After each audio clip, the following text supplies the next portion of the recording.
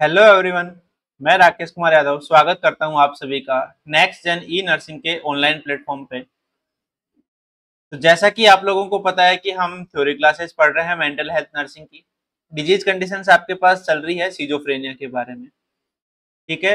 दूसरी एक चीज और बोलना चाहूंगा भाई कि जो आपकी डेली लाइव क्लासेस चल रही हैं उनमें आप ज़्यादा से ज़्यादा जुड़िए। अपने फ्रेंड्स को भी सजेस्ट कीजिए ताकि वो लोग भी आपसे जुड़ पाए। ठीक है। और जो डेली आपका एमसीक्यू सेशन किया करवाया जा रहा है तो वो आपका एमसीक्यू सेशन वो लोग भी अटेंड कर पाए और कुछ इन्फॉर्मेशन जो हो सकता है कि नई इन्फॉर्मेशन हो या फिर जो उनकी एग्जिस्टिंग जो नॉलेज है उसको एनहांस करने में मदद मिल सके। ठीक है। चलिए तो आज की क्लास हम शुरू करते हैं हमारी extra pyramidal symptoms. Extra pyramidal sorry ये भाई थोड़ा सा हमारे पास टाइपिंग एरर हो गया है।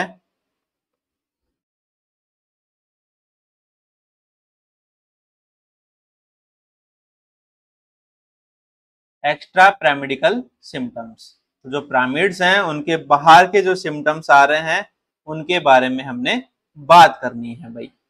ठीक है। हमने लास्ट क्लास में क्या पढ़ा कि एंटी साइकोटिक्स मेडिकेशंस हम दे रहे हैं। ठीक है। अब जो एंटी साइकोटिक्स जो मेडिकेशंस हम दे रहे हैं उनकी वजह से हमने काफी बातें कर ली एक्स्ट्रा पिरामिडल सिम्टम्स में कि बहुत ज्यादा सिम्टम्स आ रहे हैं साहब। क्या आ रहे हैं? ईपीएस डेवलप हो रहे हैं। हर जगह कह रहे हैं कि टिपिकल मेडिकेशंस मत दो, ईपीएस डेवलप हो जाएंगे। एटिपिकल में थोड़े से ईपीएस कम डेवलप होते हैं। अरे भाई ईपीएस होते क्या है वो भी तो पता होना चाहिए। तो ईपीएस क्या है, ईपीएस के बारे में अगर हम बेसिकली या फिर हम ये कहें कि हाँ भाई इसका जो सिंपल मीनिंग है उसके बारे में बात करें तो ये आपके क्या है? Movement disorder.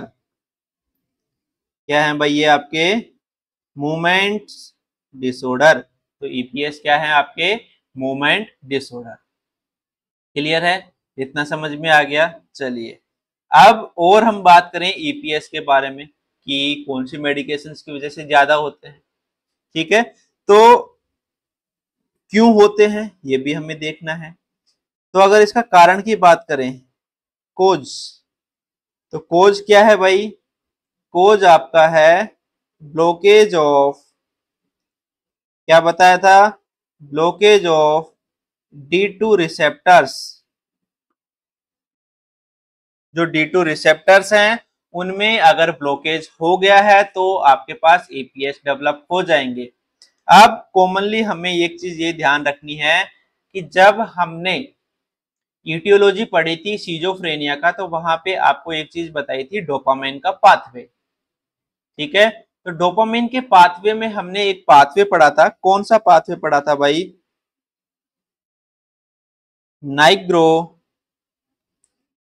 स्ट्रेटल पाथवे। ये जब पाथवे पढ़ाया था मैंने तो वहां पे मैंने आपको बताया था कि ये आपके एबनॉर्मल अगर यहाँ पे डिजनरेशन होगा तो हमारे पास जो साइकोमोटर एक्टिविटी है या फिर जो एबनॉर्मल मूवमेंट्स है वो स्टार्ट हो जाते हैं। दूसरी एक चीज और बताई थी इसमें आपको याद हो तो कि पेशेंट में पार्किंसन से रिलेटेड जो साइन सिम्टम्स है वो डेवलप होने लग जाते हैं, मतलब पार्किंसन डिजीज भी डेवलप हो सकती है। ठीक है। तो ये जो एक्स्ट्रा पिरामिडल सिम्टम्स डेवलप हो रहे हैं वो किसकी वजह से हो रहे हैं? Blockage of D2 receptors in nigrostriatal pathway में। ठीक है। चलिए अब इसके बारे में हम बात करें कि जो ईपीएस हैं उनकी इंटेंसिटी कैसे होती है। तो इंटेंसिटी किस में ज्यादा होगी भाई?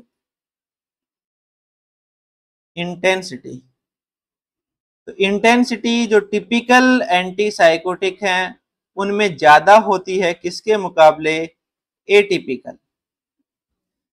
ये पढ़ते आ रहे हैं हम कि जो टिपिकल मेडिकेशंस हैं एंटी साइकोटिक कैटेगरी की वो ज्यादा मात्रा में एपीएस कोज करवाती हैं। उसके अलावा अगर पोटेंसी की बात करें तो कौन सी पोटेंसी ज्यादा होगी भाई? पढ़े हैं ये भी हमने। जो हमारी हाई पोटेंसी है वो इसमें ज्यादा ईपीएस कोज करवाती है। ठीक है। चलिए अब नेक्स्ट हम बात करें कि अगर रूट ऑफ ड्रग एडमिनिस्ट्रेशन की बात हो तो जो आपका पेरेंट्रल रूट है, कौन सा? पेरेंट्रल जो रूट है उसकी वजह से ज्यादा हमारे पास ईपीएस डेवलप होते हैं, कंपैरिजन करें ओरल रूट की तुलना में। ठीक है, तो ये हमारे पास ईपीएस क्यों, कैसे, कब डेवलप होते हैं उसके बारे में इंफॉर्मेशन। कौन कौन से होते हैं, तो ईपीएस के टाइप्स के बारे में हम पढ़ेंगे अभी। तो टोटल ईपीएस कितने होते हैं वो हम बात करेंगे। तो टोटल 5 होते हैं हमारे पास। कौन कौन से होते हैं, क्या क्या उनमें मूवमेंट्स आते हैं, या फिर क्या क्या जो क्या क्या वहां पे हमारे पास साइड इफेक्ट्स या फिर जो साइन सिम्टम्स हैं उन पर्टिकुलर चीजों के वो देखने को मिलेंगे, वो हमें पढ़ना है। ठीक है, सारी चीजें इंपॉर्टेंट है, ध्यान से सुनिएगा भाई। सबसे पहले हमारे पास जो सिम्टम्स आता है वो आपका आता है अक्यूट डिस्टोनिया। ये आपका सबसे अर्लीस्ट है भाई।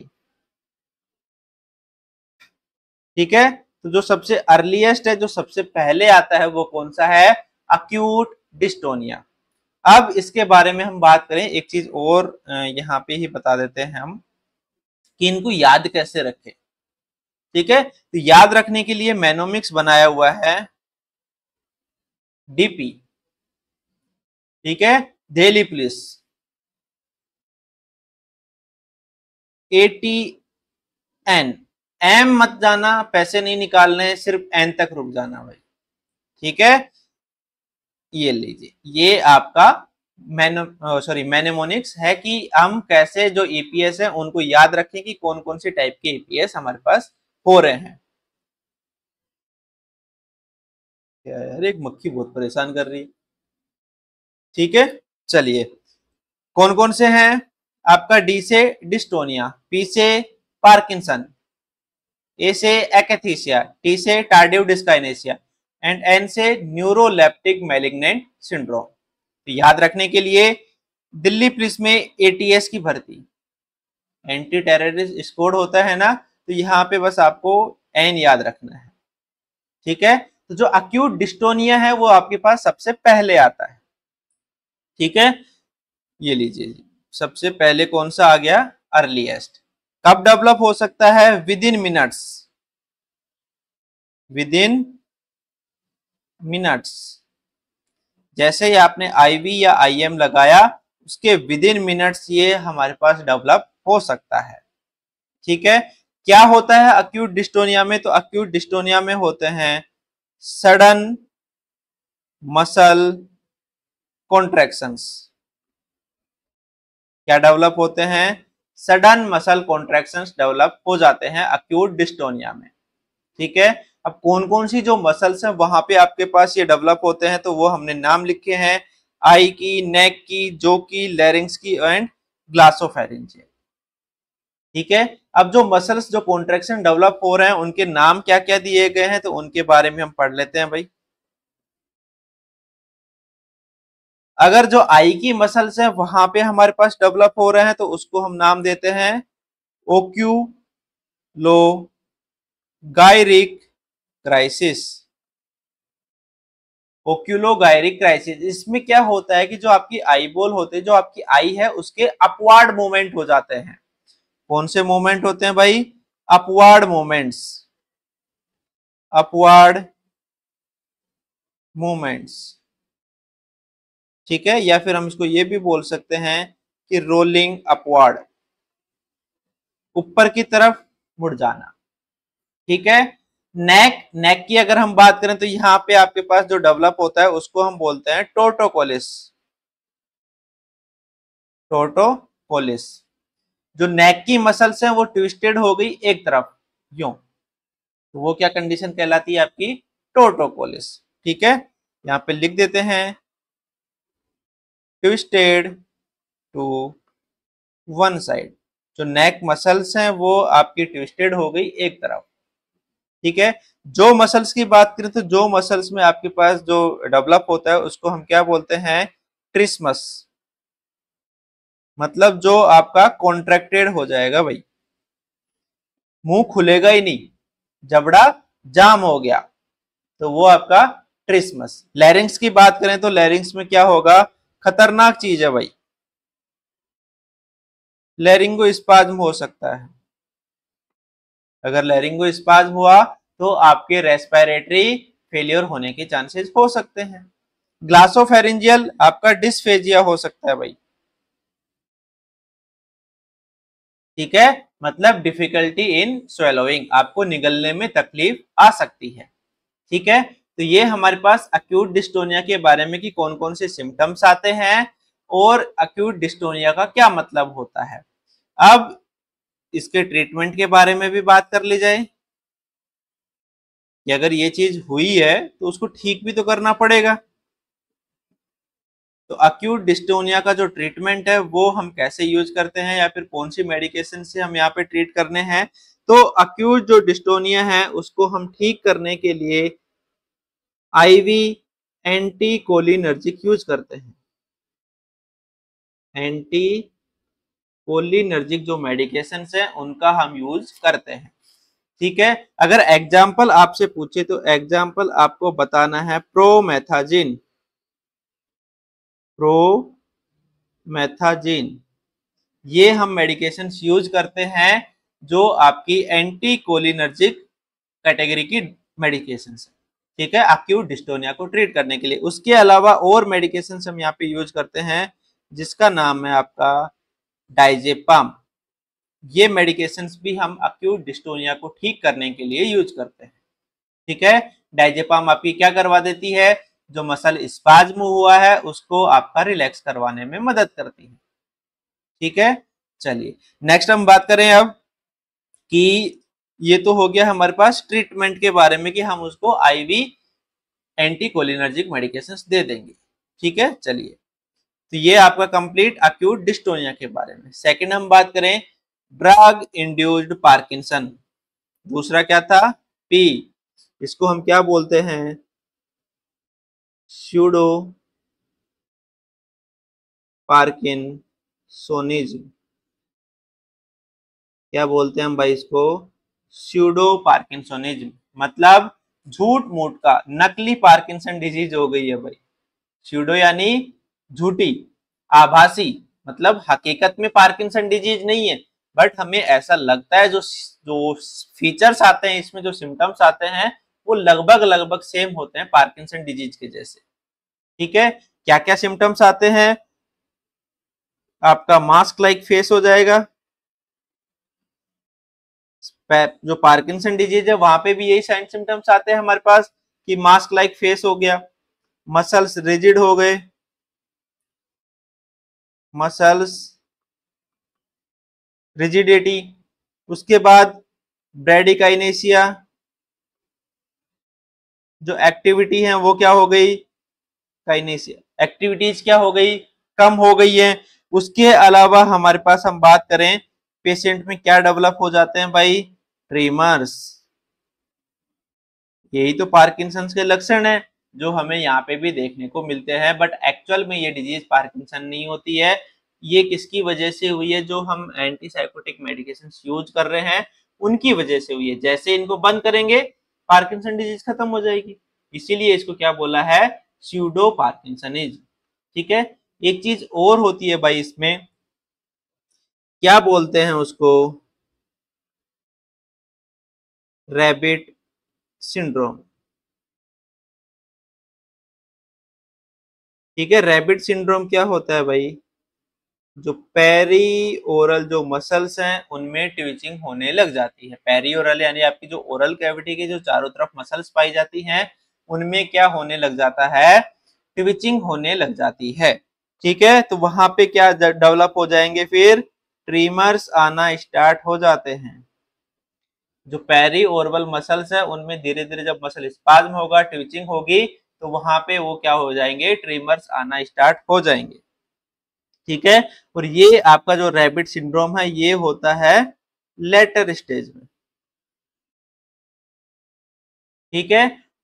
इसका जो ऑनसेट होता है ये हमने लिखा ही नहीं, ऑनसेट क्या होता है इसका, अक्यूट, ठीक है। या फिर हम इसको बात करें अक्यूट ना लिख के इसको अगर हम और अच्छे से लिखें कि ये आपका कुछ दिनों में या फिर कुछ वीक्स में ही डेवलप होने लग जाता है। सबसे पहले आपका क्या डेवलप हुआ, अक्यूट डिस्टोनिया, उसके बाद क्या डेवलप होगा आपका पार्किंसनिज्म, अगर ये पार्किंसनिज्म कंटिन्यू चला तो लेटर स्टेज में क्या डेवलप हो सकता है भाई, रैबिट सिंड्रोम। ठीक है, अब ये चीज हो गई, अब इसको ठीक कैसे करें, ठीक तो इसको भी करना ही पड़ेगा। चलो भाई ठीक कर देते हैं, इसको भी ठीक करते हैं। बताओ भाई कैसे ठीक करेंगे, तो इसको भी ठीक करने के लिए हम क्या यूज करते हैं, एंटी कोलिनर्जिक मेडिकेशन। तो इसका भी ट्रीटमेंट क्या है, एंटी कोलिनर्जिक मेडिकेशन हम वहां पे पेशेंट को दे देंगे। कौन सी होती है भाई एंटी कोलिनर्जिक मेडिकेशन यहाँ पे जो हम देंगे, जो पार्किंसन को ठीक करेगी। ठीक है, पहले वाले में हमने अक्यूट डिस्टोनिया में क्या दिया था, प्रोमेथाजिन। एंड यहाँ पे हम कौन सी देंगे, यहाँ पे हम देंगे THP, ट्राई हेक्सी फेनिडेल। ठीक है, ये मेडिकेशन हम यहाँ पे यूज करेंगे जो ड्रग इंड्यूस्ड पार्किंसन हुआ है उसको ठीक करने के लिए। ठीक है, चलें अब नेक्स्ट क्या है हमारे पास, एक्स्थीसिया। तो अगला हमारे पास जो एपीएस है वो कौन सा है भाई, एक्स्थीसिया। क्या है भाई एक्स्थीसिया के बारे में इंफॉर्मेशन, ये भी सुन लो। चलिए, एक्स्थीसिया क्या है, एक्स्थीसिया में क्या होता है, पेशेंट को रेस्टलेसनेस की कंडीशन डेवलप हो जाती है। रेस्टलेसनेस, पेशेंट क्या हो जाता है, एक जगह बैठ नहीं पाता है, अनेबल टू सिट। अगर पेशेंट एक जगह बैठ नहीं रहा है, जिसको आपको एंटीसाइकोटिक मेडिकेशंस दे रहे थे, तो ऐसा नहीं सोचना है कि हाँ भाई पेशेंट को हेमरोइड्स हो गए हैं इसलिए वो बैठ नहीं पा रहा है। पेशेंट में साइड इफेक्ट्स आ गए हैं और उस साइड इफेक्ट का क्या नाम क्या है, एक्स्थीसिया। ठीक है, और अगर इसके नाम की अगर हम बात करें कि और दूसरा क्या नाम होता है, तो इसका दूसरा नाम होता है वोकी टोकी। क्या नाम होता है भाई इसका, वोकी टोकी।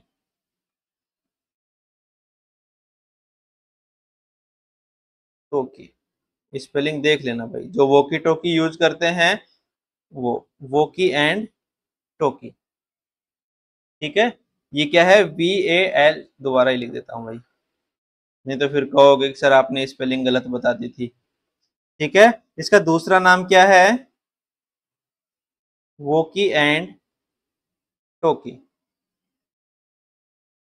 एक्स्थीसिया को ही बोलते हैं।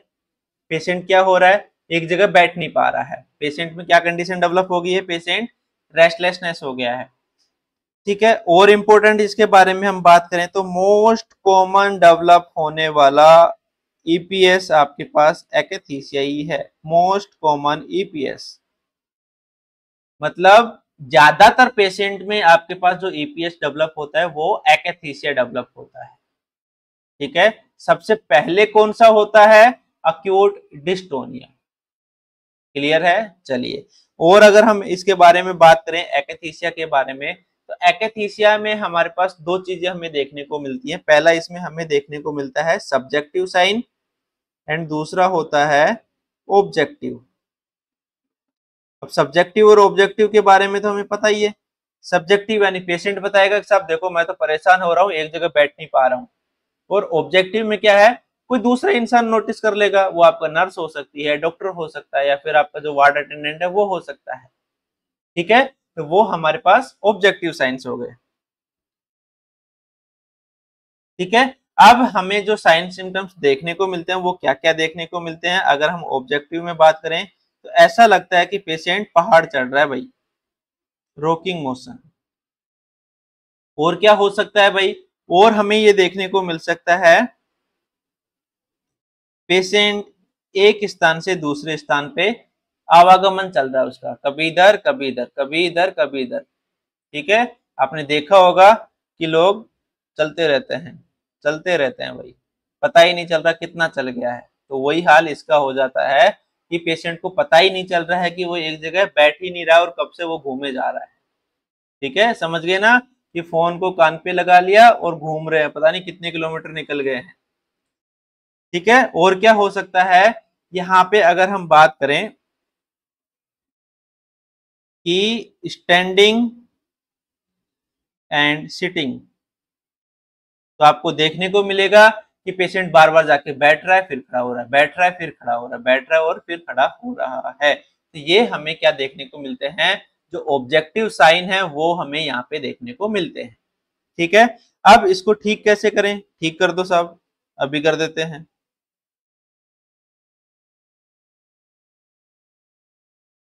बीटा ब्लॉकर,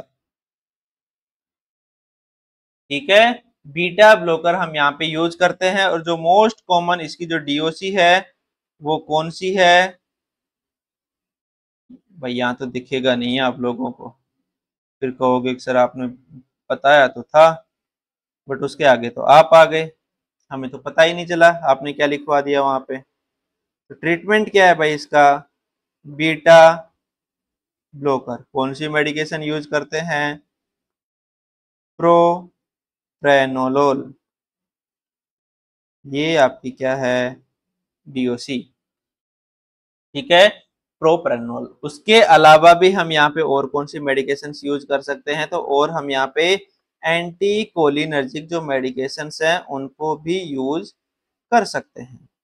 उसके अलावा हम जो बेंजोडाइजेपिन कैटेगरी की ड्रग्स हैं उनको भी हम यूज कर सकते हैं, जो आपका लोराजेपाम है, जो आपका डाइजेपाम है, जो आपका एल्प्राजोलाम, तो मोस्ट कॉमनली लोराजेपाम या फिर डाइजेपाम हम यहाँ पे यूज कर सकते हैं। ठीक है, एंटी कोलिनर्जिक में हम कौन सी यूज कर सकते हैं, आपका टीएचपी। ठीक है, तो ये हो गया आपके एकथीसिया के बारे में। चलिए भाई नेक्स्ट हम बात करते हैं टार्डिव डिस्काइनेसिया।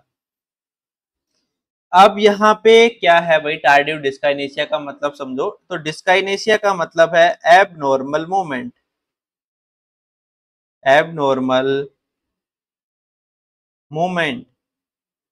अगर इसके ऑनसेट की बात करें तो इसका ऑनसेट होता है लेट।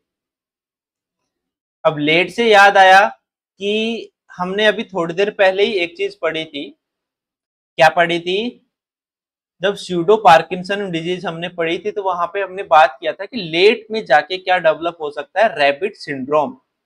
ठीक है, तो वो जब लेट सिम्टम्स डेवलप हो रहे हैं तो आपके टार्डिव डिस्काइनेसिया में भी हमें क्या देखने को मिल सकता है, रैबिट सिंड्रोम हमें देखने को मिल सकता है। मतलब वो सारी चीजें आपकी यहाँ पे भी डेवलप हो सकती हैं, कि क्यों, क्योंकि ये बाद में डेवलप हो रहे हैं। ठीक है, और इम्पोर्टेंट चीज और क्या है भाई इसकी, और ये है अगर ये हो गए, अगर ये हो गए तो ये रिवर्सिबल नहीं है, इरिवर्सिबल है। एक बार अगर ये चीजें डेवलप हो गई तो वो परमानेंट हो जाएंगी। ठीक है, तो और क्या क्या इंपॉर्टेंट इंफॉर्मेशन है टार्डिव डिस्काइनेसिया के बारे में वो भी सुन लो भाई। अब इसमें और क्या क्या सिम्टम्स आते हैं, आपने देखा कि एक जो पेशेंट है बार बार अपनी जीभ निकाल रहा है, ठीक है, या फिर बैठा बैठा जैसे कि च्युइंगम खा रहा हो या खाना चबा रहा हो, तो जो च्युइंग मूवमेंट्स होते हैं वो कर सकता है बार बार। ठीक है, या फिर बार बार आंख मार सकता है, कुछ भी कर सकता है भाई, उसकी तो एबनॉर्मल मूवमेंट्स हो रहे हैं, पता चले आप जाके उसको दो तीन लगा दो कि हाँ भाई क्यों आंख मारे जा रहा है इतनी देर से, अरे भाई वो बीमार है, उसको साइन सिम्टम डेवलप हो रहे हैं, उसको तो बीमारी साइड इफेक्ट डेवलप हो गए, तुमको अलग ही चीज पड़ी है। ठीक है, तो ये चीज हो सकती है, या फिर वो क्या कर सकता है, जैसे पियानो बजाता है वैसा आपके पास मूवमेंट कर सकता है। तो क्या क्या सिम्टम्स आ सकते हैं यहाँ पे, हमारे पास सिम्टम्स आ सकते हैं, लिप स्मैकिंग, मतलब लिप्स को अजीब तरीके से कर सकता है वो, या फिर जो च्युइंग मूवमेंट्स है वो भी हमारे पास डेवलप हो सकते हैं। या फिर क्या कर सकता है भाई वो, टंग प्रोट्रूजन, जीभ को बार बार निकाल सकता है जैसे कि आपकी छिपकली करती है।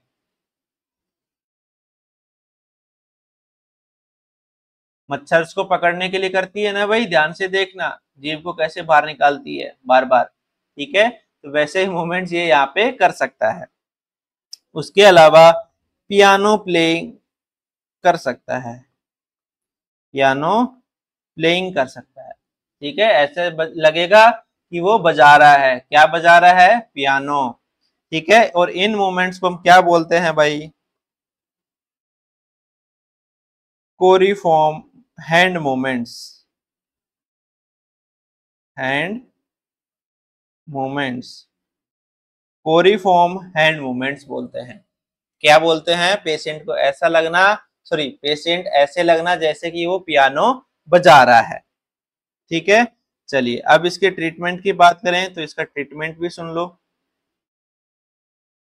कि इसको कैसे ठीक करेंगे।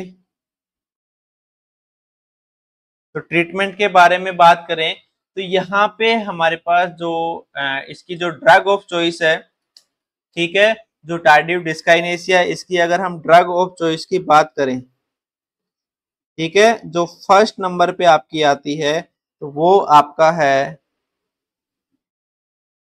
वेलबेनाजिन मेडिकेशन। कौन सी है? वेलबेनाजिन। ये हमारी क्या है? इसकी ड्रग ऑफ चॉइस है फर्स्ट नंबर पे। अगर सेकंड नंबर पे हम बात करें तो आपका आता है टीएचपी। तो अगर आपके पास ऑप्शन में वेलबेनाजिन है तो सबसे पहले उसी को टिक करना है। अगर वो नहीं है तो हमें टीएचपी पे यूज करना है, जो आपका एंटीकोलिनर्जिक कैटेगरी की ड्रग है। ठीक है, चलिए, तो ये हो गया हमारे पास टार्डिव डिस्काइनेसिया के बारे में। नेक्स्ट हम बात करें, करो सर, बात करने के लिए कौन ही मना कर रहा है? किसकी बात करें पर? अब बात हमें एनएमएस की करनी है। ठीक है, क्या है भाई एनएमएस? आपका न्यूरोलेप्टिक मैलिग्नेंट सिंड्रोम लिखा हुआ है सामने, neuroleptic malignant syndrome. Questions, rare condition है। दूसरा क्वेश्चन, लाइफ थ्रेटनिंग कंडीशन है। Life threatening condition. सिम्टम्स क्या क्या आ सकते हैं भाई यहाँ पे, कि पेशेंट में क्या क्या सिम्टम्स डेवलप होंगे अगर पेशेंट में न्यूरोलेप्टिक मैलिग्नेंट सिंड्रोम डेवलप हुआ है तो सिम्टम्स हमारे पास डेवलप होते हैं। पेशेंट को फीवर हो जाता है, स्वेटिंग होती है, ठीक है, उसके अलावा मसल्स में रिजिडिटी आ जाती है, ठीक है, और आपके पास इंक्रीज सीपीके। सीपीके यानी क्रिएटिनिन फॉस्फेट। क्या होता है? क्रिएटिनिन फोस्फोकाइनेज। सीपीके यानी क्रिएटिनिन फोस्फोकाइनेज का अमाउंट आपको देखने को बढ़ा हुआ देखने को मिलता है। कब बढ़ता है? जब मसल्स की डिस्ट्रैक्शन होता है तब हमारे पास सीपीके हमें बढ़ा हुआ देखने को मिलता है। ठीक है, ये आपके कॉमन सिम्टम्स आ सकते हैं। इसके अलावा हमारे पास और सिम्टम्स आ सकते हैं। कौन कौन से होते हैं भाई? अदर सिम्टम्स की अगर हम बात करें तो अदर सिम्टम्स में आपके पास आते हैं पेशेंट की हार्ट रेट बढ़ गई, ठीक है, उसके अलावा जो पेशेंट के जो लीवर एंजाइम्स हैं वो बढ़ गए भाई, इंक्रीज लीवर एंजाइम। पेशेंट की जो एलओसी थी वो क्या हो गई? अल्टर्ड हो गई, जो उसका लेवल ऑफ कॉन्शियसनेस था। या फिर पेशेंट में क्या डेवलप हो सकता है? ल्यूकोसाइटोसिस। ठीक है, तो ये हमारे पास कुछ कॉमन साइन सिम्टम्स हैं जो पेशेंट में डेवलप हो सकते हैं एनएमएस के दौरान। ठीक है, चलिए नेक्स्ट अब हम बात करें कि जो एनएमएस है वो क्यों डेवलप होते हैं। तो एनएमएस डेवलप होने के पीछे भी क्या ही कारण है? आपका जो D2 रिसेप्टर्स हैं उनका ब्लॉक हो जाना। ठीक है, चलिए, अगर D2 रिसेप्टर्स ब्लॉक हो जाएंगे तो जो मसल्स की एक्टिविटी है वो आपकी क्या हो जाती है? बढ़ जाती है, जिसकी वजह से मसल टूटने लग जाएंगी और हमें किसका लेवल देखने को मिलता है? जो सीपीके जो हमारा है उसका लेवल बढ़ा हुआ देखने को मिलता है। क्लियर है इतना? चलिए, और अगर हम बात करें इसकी जो एनएमएस है उसके बारे में, चलो सर कर लेते हैं। तो इसको भी तो ठीक करना पड़ेगा। अगर ये सारी कंडीशन हुई है कि पेशेंट को इतनी कंडीशन हो गई है कि पेशेंट मर सकता है तो भाई जान तो बचाओ उसकी, क्यों नहीं बचाएंगे? बचाएंगे साहब। क्या करो भाई, बंद कर दो साहब, स्टॉप द मेडिकेशन। जो दवाई दे रहे हो उसको बंद कर दो। ना रहेगा बांस ना बजेगी बांसुरी, बांसुरी को नहीं बजाना है, ठीक है, तो बांस को लाओ ही मत। मतलब जो मेडिसिन चल रही है जिसकी वजह से ये चीज हुई है उसको ही हटा दो, बात खत्म। ठीक है, तो ये हम जितने भी ईपीएस आए हैं ना, सब में हम ऐसा कर सकते हैं कि जो भी पर्टिकुलर मेडिकेशन आपकी चल रही है उसकी वजह से जो ईपीएस हो रहे हैं तो उसको बंद कर दो। उसके अलावा जो अल्टरनेट मेडिकेशन है वो हम वहां पे यूज कर सकते हैं। उसके अलावा पेशेंट को हमें क्या देनी है, सपोर्टिव केयर देनी है। सपोर्टिव केयर अब ये नहीं है कि हाँ भाई पेशेंट को बिठाया और उसके पीछे अपनी पीठ लगा के सपोर्ट दे के बैठ गए, सर यही है सपोर्टिव केयर, ऐसा नहीं है। पेशेंट को हमें ऑक्सीजन थेरेपी प्रोवाइड करवानी है, ठीक है। पेशेंट में हमें हाइड्रेशन लेवल रखना है। पेशेंट के जो वाइटल्स डिस्टर्ब हो रहे हैं उनको हमें ठीक करना है, ठीक है, हाइड्रेशन थेरेपी। एंड वाइटल्स को हमें क्या करना है, जो वाइटल्स अल्टर्ड हुए हैं उनको हमें ठीक करना है। तो ये हमारी किस में आती हैं, सपोर्टिव थेरेपी में। उसके अलावा अगर हम यहाँ पे भी इसकी डीओसी की बात करें कि ड्रग ऑफ चॉइस क्या रहेगी, तो आपका जो ड्रग ऑफ चॉइस है वो आपका रहता है डेंट्रोलिन। डेंट्रोलिन ये क्या है भाई आपका, डेंट्रोलिन स्केलेटल मसल रिलैक्सेंट। जो स्केलेटल मसल्स आपकी रिजिड हो गई हैं उनको हमें रिलैक्स करना है, तो उसके लिए हमें क्या देना पड़ेगा, डेंट्रोलिन। ये आपकी इसमें ड्रग ऑफ चॉइस आती है एनएमएस के लिए। उसके अलावा हम इसमें ब्रोमोक्रोप्टिन नामक और मेडिकेशन यूज करते हैं, कौन सी, ब्रोमोक्रिप्टिन। ये भी हम यहाँ पे यूज करते हैं। और इसके पीछे यूज करने का क्या कारण है, ये कौन सी मेडिकेशन है, ये आपकी डोपामाइन एगोनिस्ट है। कौन सी है, डोपामाइन के जैसे काम करने वाली मेडिकेशन है। एगोनिस्ट यानी जो उसके काम कर रही है, एंटागोनिस्ट जो उसके अपोजिट काम कर रही है। तो डोपामाइन का लेवल कम हुआ उसकी वजह से ये सारी चीजें डेवलप हुई, तो हम डोपामाइन का लेवल बढ़ाने के लिए ब्रोमोक्रोप्टिन यूज कर लेंगे, ठीक है। चलिए, तो ये था हमारे पास एनएमएस के बारे में। अब एक चीज और हम इसमें आपको बताया था उसको पढ़ लेते हैं। क्या बताया था, मैंने आपको बताया था एंडोक्राइनल साइड इफेक्ट डेवलप होते हैं। पेशेंट में कौन से साइड इफेक्ट डेवलप होते हैं, एंडोक्राइनल साइड इफेक्ट्स डेवलप होते हैं। एंडोक्राइनल साइड इफेक्ट्स क्यों डेवलप होते हैं, क्या उसमें होता है, तो जो एंडोक्राइनल जो साइड इफेक्ट्स डेवलप होते हैं वो आपका, अब यहाँ पे आपको वापस से जो डोपामाइन हाइपोथेसिस पढ़ाई थी, जो पाथवे पढ़ाए थे उनको याद रखना पड़ेगा। कौन सा पाथवे था, ट्यूबरो इनफंडिबुलर, जो हाइपोथैलेमस से आपका एंटीरियर पिट्यूटरी में जाने वाला जो पाथवे है, तो उस पाथवे में जो D2 रिसेप्टर्स हैं उनके ब्लॉक होने की वजह से ये हमारे पास साइन सिम्टम डेवलप होते हैं। क्या होता है भाई इसमें, तो इसमें आपके पास जो डोपामाइन है वो क्या करवाता है, डोपामाइन करवाता है आपके प्रोलैक्टिन के साथ छेड़खानी। क्या छेड़खानी करवाएगा, अगर डोपामाइन का लेवल कम हो रहा है तो पेशेंट में प्रोलैक्टिन का लेवल बढ़ जाएगा, ठीक है। अब अगर पेशेंट में प्रोलैक्टिन का लेवल बढ़ गया तो क्या कंडीशन डेवलप होगी, तो पेशेंट में क्या होगा, डिक्रीज सेक्सुअल एक्टिविटी, लिबिडो कम हो जाएगी भाई उसकी, उसका मन बिल्कुल हट जाएगा इन चीजों से, उसको ऐसी कोई भी एक्टिविटी करने में इंटरेस्ट नहीं रहेगा। लिबिडो यानी जो सेक्सुअल एक्टिविटी है उनको करने के लिए जो इंटरेस्ट होता है वो आपका कम हो जाना, ठीक है। उसके अलावा अगर मेंस की बात करें, सिर्फ और सिर्फ मेंस की बात करें, ये आपका कॉमन हो गया भाई दोनों के लिए, मेल और फीमेल के लिए। अब अगर सिर्फ हम पुरुषों की बात करें तो इसमें क्या देखने को मिलेगा, अगर प्रोलैक्टिन का जो अमाउंट है वो ज्यादा आ रहा है तो प्रोलैक्टिन का अमाउंट ज्यादा होने की वजह से जो पुरुष हैं वहां पे हमें क्या देखने को मिल सकता है, गाइनेकोमेस्टिया। जो ब्रेस्ट टिश्यूज है उनका हमें पेशेंट में एनलार्जमेंट देखने को मिल सकता है।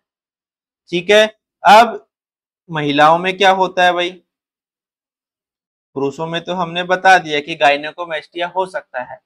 अगर फीमेल्स की बात करें तो फीमेल्स में क्या हो सकता है, तो फीमेल्स में आपके पास एमनोरिया हो सकता है, एंड दूसरी चीज गैलेक्टोरिया। जो दूध का प्रोडक्शन है वो आपके पास ज्यादा हो सकता है। ठीक है, प्रोलैक्टिन क्या करवाता है, मिल्क प्रोडक्शन आपका करवाने में मदद करता है। अगर ज्यादा अमाउंट में प्रोलैक्टिन मिलेगा तो ज्यादा प्रोडक्ट करवाएगा। ठीक है, तो ये हमें फीमेल्स में साइन सिम्टम्स देखने को मिल सकते हैं, ये हमें पुरुषों में देखने को मिल सकते हैं, और ये आपका दोनों चीजों में हमें देखने को मिल सकते हैं, मेल एंड फीमेल। ठीक है भाई, चलिए, तो ये हमारे पास क्या था, एनएमएस के बारे में कंप्लीट जो भी हमने अभी तक पढ़ा है। ठीक है, चलिए, अब नेक्स्ट हमारे पास क्या आता है, नर्सिंग रेस्पॉन्सिबिलिटीज। अगर हमें साइको जो सीजोफ्रेनिया है उसका हम ट्रीटमेंट करने जा रहे हैं तो हमारी कुछ रेस्पॉन्सिबिलिटीज होनी चाहिए कि हमें पेशेंट में क्या चीजों का ध्यान रखना है। ठीक है, यहां से भी आपके पास काफी क्वेश्चंस आ सकते हैं। क्या क्या क्वेश्चंस आ सकते हैं, हमें पेशेंट का इनटेक आउटपुट मॉनिटर करना पड़ेगा, किडनी डैमेज हो रही है करना पड़ेगा, हमें पेशेंट के वाइटल्स मॉनिटर करने पड़ेंगे, हमें पेशेंट को बताना पड़ेगा किसके बारे में, फोटो सेंसिटिविटी के बारे में, कि भाई धूप में ना निकला करो। ठीक है, कि कहीं गोरा रंग काला ना पड़ जाए। तो यहाँ पे क्या हो सकता है कि अगर वो धूप में निकलेगा तो जो स्किन है उस पर रेडनेस हो जाएगी। और हमें क्या बताना है भाई पेशेंट को, पेशेंट को ये बताना है डोंट ड्राइव, गाड़ी नहीं चलानी है। ऐसा नहीं करने लग जाना गाड़ी तेरा भाई चलाएगा, अरे नहीं चलाएगा भाई, भाई चलाएगा, ठोकेगा कहीं ना कहीं ले जाके, तो गाड़ी नहीं चलाना है। और क्या नहीं करना है, डोंट डू, सॉरी सारी चीजें एक साथ थोड़ी ना लिख देंगे, अवॉइड हैवी मशीनरी वर्क, भारी मशीन पे काम नहीं करना भाई, छोटी मोटी मशीनों पे ही काम कर लेना। ठीक है, मतलब जो फैक्ट्री वगैरह में जो वर्कर्स होते हैं तो उनको बोलना है कि भाई आप अभी कोई भी काम करने मत जाओ। ठीक है, पेशेंट को हमें ये बोलना है, क्या बोलना है, इनटेक फ्लूइड। इसके लिए हमें पेशेंट को क्या करना है, एनकरेज करना है कि हाँ भाई ज्यादा से ज्यादा मात्रा में वो क्या खाए, सॉरी क्या पिए, पानी। उसके अलावा सीबीसी काउंट मॉनिटर करते रहना है, पेशेंट का आरएफटी एलएफटी इनको भी मॉनिटर करते रहना है, क्योंकि लीवर भी डैमेज हो रहा है, आपकी किडनी भी डैमेज हो रही है, मसल्स भी डैमेज हो रहा है, तो ये सारी चीजें आपको चेक करनी ही पड़ेंगी कि कहीं उनका जो लेवल है वो अल्टर्ड तो नहीं हो रहा है। तो ये सारी क्या है आपकी नर्सिंग रेस्पॉन्सिबिलिटीज में। उसके अलावा हमें एक चीज और ध्यान रखनी है कि अगर किसी पेशेंट में, वो पेशेंट भाई साहब सुबह खाली पेट की दवा खा रहे हैं तो हमें उसको बोलना है कि आप खाली पेट की दवा मत खाओ, आप सिर्फ एंटी साइकोटिक मेडिकेशन खाओ। ठीक है, अवॉइड एंटासिड्स। ठीक है, और क्या करना है, क्या क्या चीजें अवॉइड करनी है भाई, अवॉइड टोबैको एल्कोहल। अरे ये तो जो सिजोफ्रेनिक पेशेंट है उसमें ही नहीं, ये तो हमें भी अवॉइड करनी है। ठीक है, ये चीजें अच्छी नहीं होती हैं, क्या क्या, टोबैको, एल्कोहल, उसके अलावा टी एंड कॉफी, पेशेंट को बोलना है कि हाँ भाई चाय और कॉफी भी मत पियो। ठीक है, तो ये हमारी क्या है, nursing responsibility during treatment of schizophrenia, कि हमें क्या क्या चीजें इंपॉर्टेंट ध्यान रखनी है। ठीक है, चलिए भाई, तो ये आपका हो गया कंप्लीट सीजोफ्रेनिया के बारे में। ठीक है, हमें टाइम लगा, टोटल हमने कितने लेक्चर्स लिए, 4 लेक्चर्स।